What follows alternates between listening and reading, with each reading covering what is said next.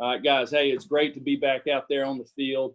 You know, it was really good for a lot of reasons. You know, our team has worked extremely hard. You know, since June the 8th, preparing for this opportunity. It was good to see them get out there and compete a little bit.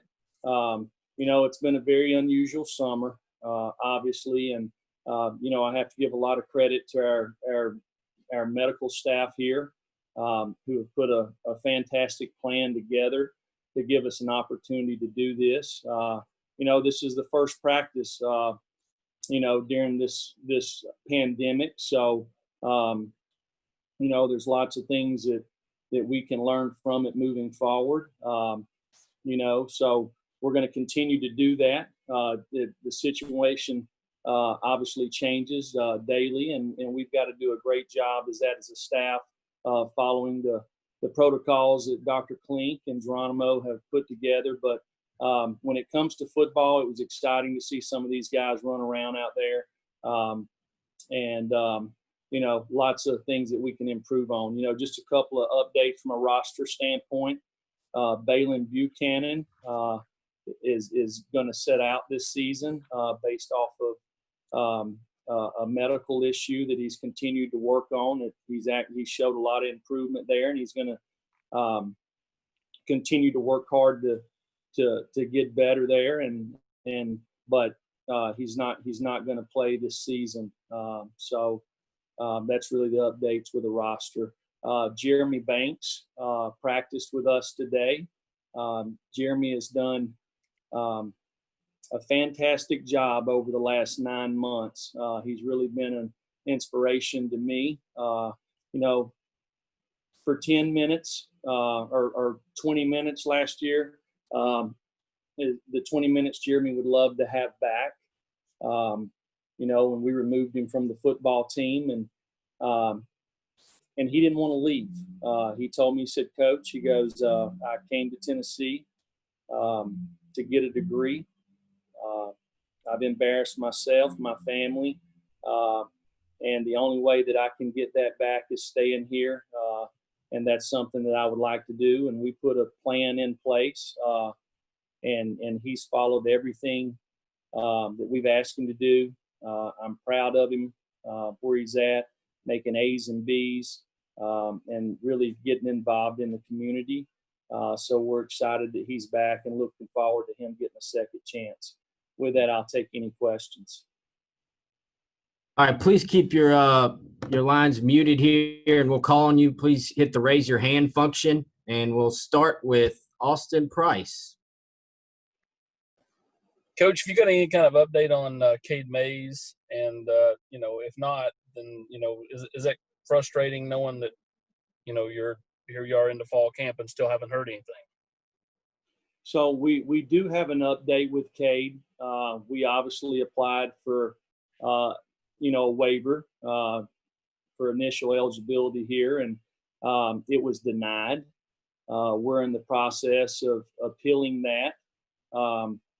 For me, it is frustrating, and it's frustrating to me for Cade. You know, just looking at it, you know, for his sake, a guy that, you know, to me, I think he was a really good player at Georgia, and I don't know how he did there, but I know playing against him, I thought he was one of the better players in the league. I thought he played the right way. You know, the circumstances surrounding him and his family, something that he had no control over. You know, and when you look at a young man, you know, once he transfers, you know, going through the process of how is he going to be eligible, you know, there's a lot that goes into that. You know, he's sitting there with this case looming. You know, does that affect where he's at on the depth chart? Does that affect anything that goes on around him? You know, it's an unusual circumstance, and you know, you guys know me. You know, I'm a transfer myself. And I think back to when I transferred, there was a period of about 10 weeks that I didn't know whether or not I was going to be eligible. And I thought about those 10 weeks when we got this denial, and there's a lot of uncertainty there. And I hate it for him. I hate it for every young man and women out there that want to transfer. I'm in favor of the one-time transfer. I think just my question is why should we stand in the way of a young man or woman trying to figure out where the right place for them is? And right now, that's not the rule. I hope that it eventually that will be the rule. I know everybody that has transferred from our place, I have written a letter for a recommendation of them to the NCAA that requested that they be approved immediate eligibility. So, I know it's frustrating for Cade and it's frustrating for our team. Our next question will be from Blake Topmeyer. Hey, Jeremy, since your guys got back to campus in June, do you have any sort of figure on how many guys you've had test positive for COVID-19? And can you offer any indication for what your roster looks like right now from that standpoint? We've had a total of 23 guys on our team test positive. The first time we tested, we had 0. And over the period of time that we've been back, we've had 23 total. There was lots of lessons for us to learn in there. We gave our guys an 8-day break around the 4th of July. So they had a chance to go home. That was the point in time when we thought the season was going to start on time. So we wanted to give them a chance to be able to spend time with their family. And we had some guys that come back and tested positive, but I believe our positivity rate is slightly under 2%. So Dr. Klink and our guys have really done a nice job of kind of exercising the protocol that we have in place here, and we've learned a lot of lessons from our team that. There's not been any contact tracing that's been within our building. It's all come from outside our building. So we've got to do a better job when we're out and about in public. And I think it's something that we learned right after the 4th of July. Our next question will be from David Ubben. Jeremy, did you guys have anybody miss practice today for being quarantined or still being unable to rejoin the team after testing positive? Can you repeat the question? Yeah. Did you guys have anybody miss practice today? Because of quarantine, either they've tested positive or you're waiting out to see if they're okay. No, we did. We had a few guys that are in quarantine right now that will be back here in a couple of days. Our next question will be from Troy Wallace. Coach, today the quarterback's getting out there trying to get into a rhythm. Can you talk about Jared Garantano, what he's going to have to do this fall to lead this football program, especially starting the season so much later than what you anticipated? How's that been, and how's he been with the other group of quarterbacks? Well, I thought all of our quarterbacks threw the ball well today. So, there was several periods in there that we completed a whole lot of balls, which was good to see. It's good to see guys, creating some yards after the catch there. We've got to be more consistent at that position, obviously, and that's whoever's playing quarterback. But, hey, that's our entire team. If you want to be successful in this league, you have to create consistency on both sides of the ball, and that's something that we really got to work hard to do during this camp. Our next question will be from Brent Hubbs, and then we'll go to Gentry Estes after that. Coach, can you describe kind of how today felt? Did it feel somewhat normal? How do you handling your team in this camp with the continued, kind of uncertainties, everything they're seeing out there with other schools and around other campuses? And then secondly, has anybody approached you about opting out for this season? Anybody on your roster? We've been very transparent with our team. We've met as a team. We've met with a leadership group. We've had our medical our medical task force team in here that have met with our players and parents. So the one thing that we wanted to be was transparent, and so our guys understood exactly what the risks were going into this summer, starting camp. One thing when getting out there on the practice field, to me, it looked like the first day of practice that you would see, or that I've seen over the last 20 years. See a lot of guys that are excited, guys flying around, a lot of guys making mistakes, but doing it full speed. So, I saw a lot of guys that were excited about being out on the field. Now, to speak for them about how they feel is something that y'all get an opportunity to do, because it's not about how I feel to me as much as it's about them. And that's something that we've tried to make sure that our young men understand. We've told everybody that we will fully support them. If they want to play, we'll fully support them. If they don't want to play, and that's something that we're going to do here and provide all the information to help them make a decision. Gentry? Yeah, Jeremy, so much of this is obviously going to have to do with decisions guys make away from the facility. How realistic do you think it is that everybody's going to always make the right ones? And how, from your end, how can you go about enforcing that while also letting, kids be college students? Well, it's going to be hard for me to enforce it. I don't live with them 24 hours a day. I do believe from an educational standpoint, Dr. Klink and Geronimo have done an outstanding job educating them and how the disease is transmitted. So our kids do understand, and it comes down to decision making, so I can tell you this, this summer, I wanted to go see my mom and dad, right?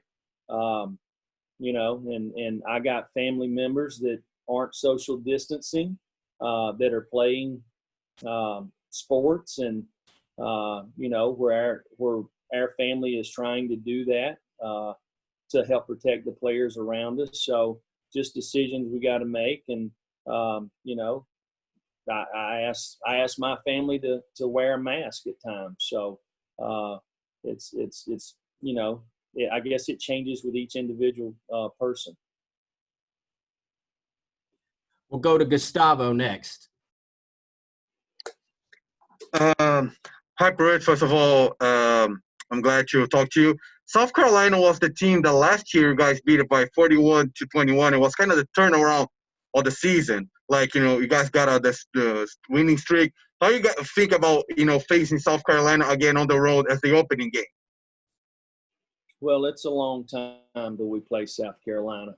We got lots of things that we need to fix here at Tennessee, and we've got 24 more practices to help develop our team, and we've got to work hard to do that. So we'll start focusing on South Carolina as we get closer to that time. But to speak on them, Coach Muschamp, to me, has always done a fantastic job. He's one of the best defensive coaches in college football. He's hired Mike Bobo to be his offensive coordinator, who's a good friend of mine, who I think is one of the best guys across the country. And I know that they have a talented roster, but right now we need to focus on us. We'll go to Dave Foster, Fox 17. Hey, Coach. Yeah, I was going to ask a schedule question as well here with it being released a little bit later tonight. What are your general thoughts on what is going to be a schedule that nobody's really seen in decades and decades and decades as far as going through and playing all conference, and as tough as that looks like it's going to be? I don't understand your question. What's your question? My question in general about the schedule, because it is going to be released here in, I guess, about 30 minutes or so, is just the difficulty of going through an all-conference schedule in a season. I got you. For playing 10 SEC games. You know, the unique thing about our league is anybody can beat anybody any week. You know, it will be a tough 10 games. You have to be prepared every week. You have to be at your best every week. You know, you have to sustain and stay healthy.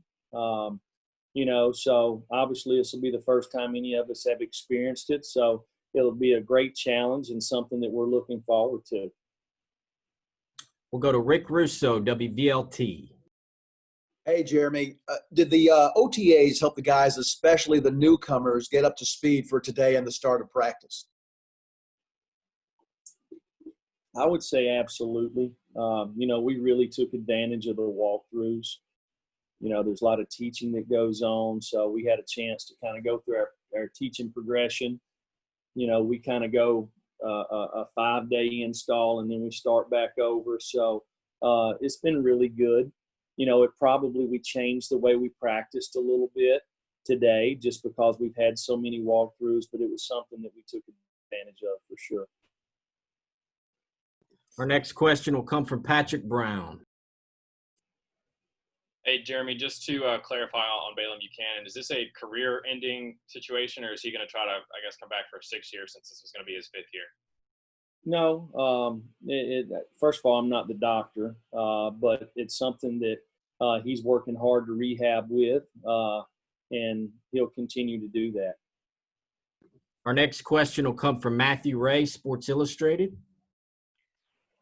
Hey, Jeremy, looking at the new protocols that are put in place with the COVID-19, you lost some senior leadership last year. Who have been the biggest leaders, regardless of class, in trying to adhere to these protocols so that they can have a season this fall? Well, I think there's no doubt that everybody that's associated with football absolutely wants to play. I do believe that everybody also is very cognitive of, you know, there is a risk, you know. So, you know, it's something that we've all tried to work together, you know, and we'll continue to do that. And I'm sure over the course of the season, I'm sure the CDC guidelines will probably change. They've changed in the last 6 to 8 weeks a little bit, and we've made sure that we followed them. So we'll continue to do that, but it's something we got to work hard together. So I couldn't just point out one person. I think it's something we're all trying to do. Our next question will come from Dan Harrelson. Hey, Coach. Back to Jeremy Banks. I know it's kind of early on since he's just getting back out there on the practice field, but do you think he can provide some versatility throughout the defense, maybe at Mac and Will and maybe the money spot? Well, he's, you know, we're working him at money. It's a position that he moved to last year. And, you know, he's got a lot of catching up to do. But I'm just excited that he's put himself in position to have an opportunity to do this. I'm excited for the opportunity for him to further his education. You know, so, and I believe that Jeremy will work really hard to be the best football player that he possibly can be. Our next question will be for Mike Wilson. Yeah, Coach, also on Jeremy Banks, you said you had a plan in place for him. What was kind of that plan for him to work his way back to being on the roster? Well, you know, I don't want to go into specifics on exactly what the plan was, but I can tell you this: Jeremy has worked tirelessly to put himself in position to be back on our football team. And there's been a lot of people in the surrounding area from Knoxville that have contributed in it. And, Jeremy is learned a valuable lesson, and he gets an opportunity to play football again and continue his degree. Our next question will come from Brent Hubbs.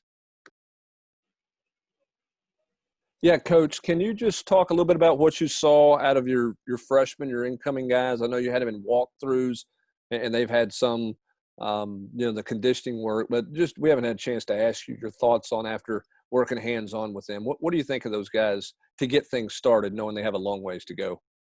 Well, I think there's lots of talent amongst the group. The guys really love football. They've worked hard preparing to give themselves a chance to compete for playing time this year. And we need a lot of these guys to be playmakers for us on both sides of the ball. So, it's the first day of practice. We've kind of had some walkthroughs, but today was really the first day to kind of judge them out there. And it's hard to do that on the first day. But there's lots of guys that have lots of ability that will be good football players here. Our next question will come from Wes Rucker.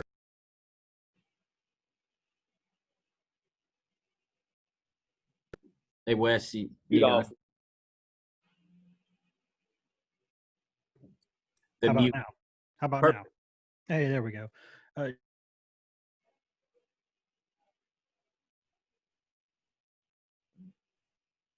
can't hear you, Wes.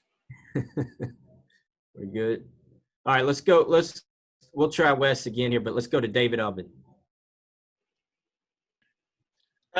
Jeremy, kind of a two-part question. One, what is your testing schedule going to look like through camp? And two, from a football perspective, how will this camp, a little bit, the schedule's a little bit different. How will that differ from, what you guys would traditionally do in a more normal year? Well, from a football practice standpoint, we get 25 practices, which that's exactly what we normally get in any fall camp. The difference is it's spread out more days, which I think is really good. Gives a chance for you to practice a day and take a day off and kind of get these guys back into football shape a little bit. So that's that answer there. Our testing protocol, we're testing once a week, and as the season gets here, we'll test twice. But if anybody has any symptoms, they get tested, and really probably Dr. Klink would be the best guy to talk to about that. But I feel really confident, and our medical team and what they're doing to provide safety measures for not only the players, but the staff and everybody associated with the program. Our next question will come from Chris Harris, WSMV Nashville. Hey, Coach. Good to see you. I was just wondering about today, how you view today specifically. Not only you get to start practice again, but also the SEC schedule being released. Is it almost like today provides a tangible sense of hope going forward for everyone? Well, one thing that we've been focusing on is what we can control, so, we've been preparing all along like there's going to be a season. And today was the first practice, and our guys were prepared to go for that first practice. So, and I thought we had a really good practice. So that's all we can do. We don't make these decisions. We try to provide all the protection that we can for our players. And I'll tell you, one of the things that has concerned me the most during this entire pandemic has just been mental health. When these guys were stuck at home, what we consider a normal schedule while they're in school, it's not normal at home. We all know we've been stuck at home, right? So when you have to look after your own kids, okay, or maybe in their standpoint, they have to look after their little brothers or little sisters or maybe their cousins, while they're supposed to be taking classes. So one thing that we learned really early on was we needed to have we needed to be able to kind of be fluid with our scheduling to accommodate things that changed every day for them at home. So this has been a big undertaking that we're all working really hard to find out the answers, and we're going to continue to do that. All right, we'll take a few more. Let's go to Blake Topmeyer.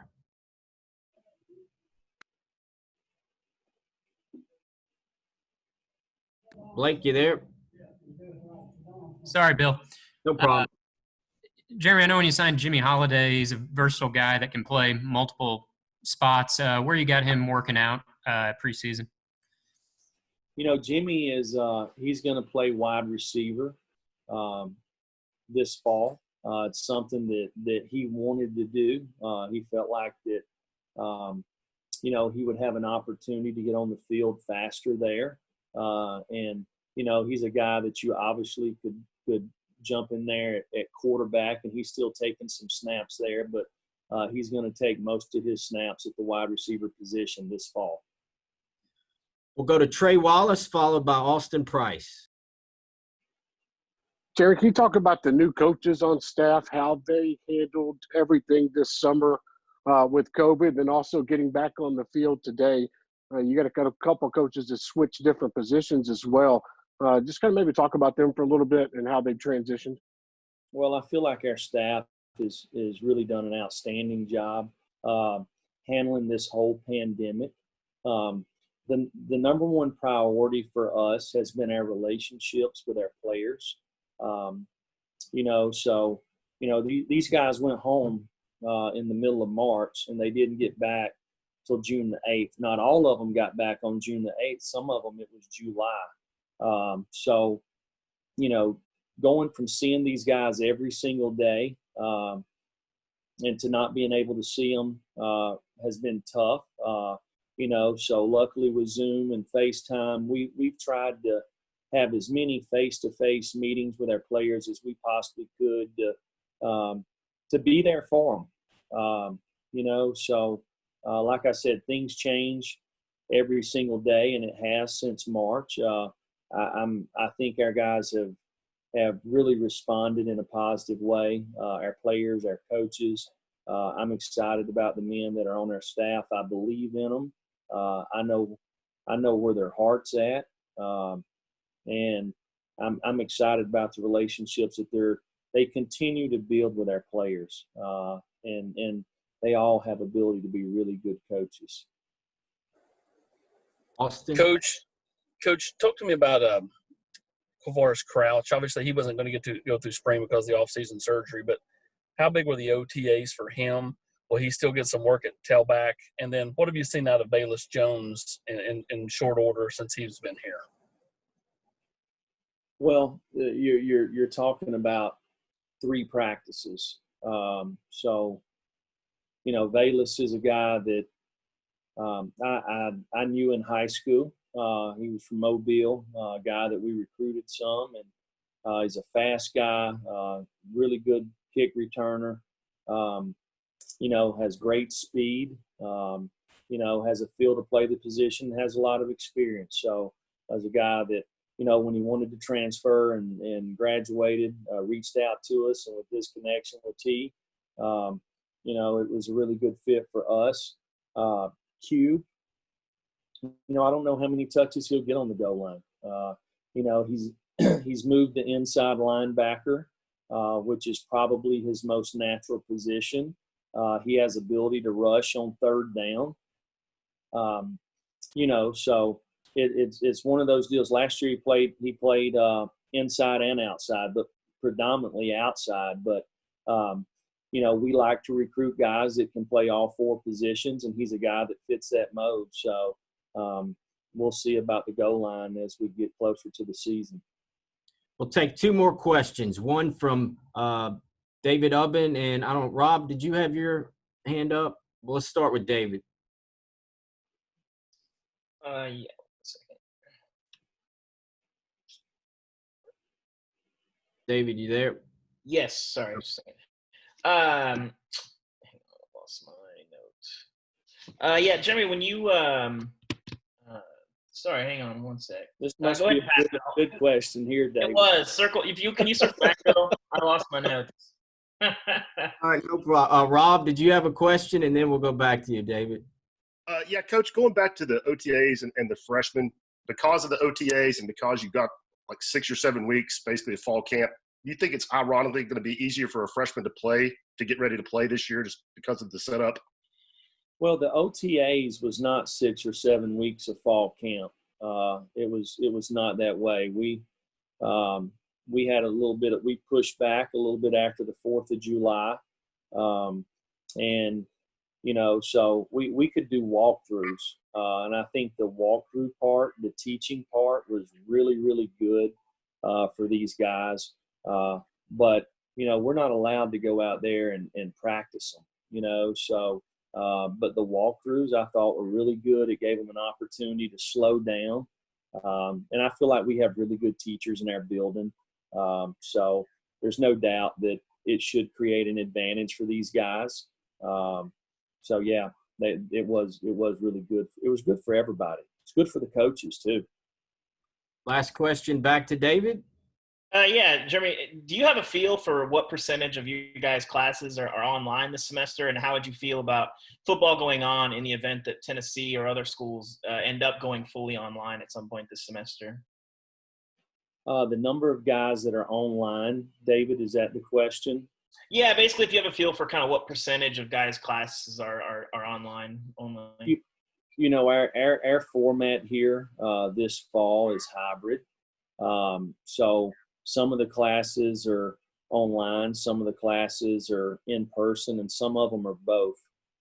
So I don't know exactly the number that we have that are online or hybrid or in person. But what I do know is that Chancellor Plowman is taking every step that she can to provide the safety for not only our student athletes, but for the student body. And again, it's something that we've all got to work hard together to do. And then how would you feel about playing football if they did go fully online at some point this semester? How would I feel about it? My whole thing the whole time is can we protect our players? It's the most important thing. So I don't know the angle here, not from you, David, but I can tell you, as a coach, the number one concern for us is the safety of everybody in this building. Do we want to play? Absolutely. We want to play. The kids want to play. Okay, but the number one thing for us is to make sure that we can protect the people around us, and that will never change. That will never ever change. It's how we practice. It's the first thing we think of in any decision that's made with anybody in our program. What's the safety? And that's during this pandemic, and that was before this pandemic. So that's not ever going to change here. Thanks. All right, thank you, Coach. That's it. All right, it's good to see all y'all. I hope you and your family are safe.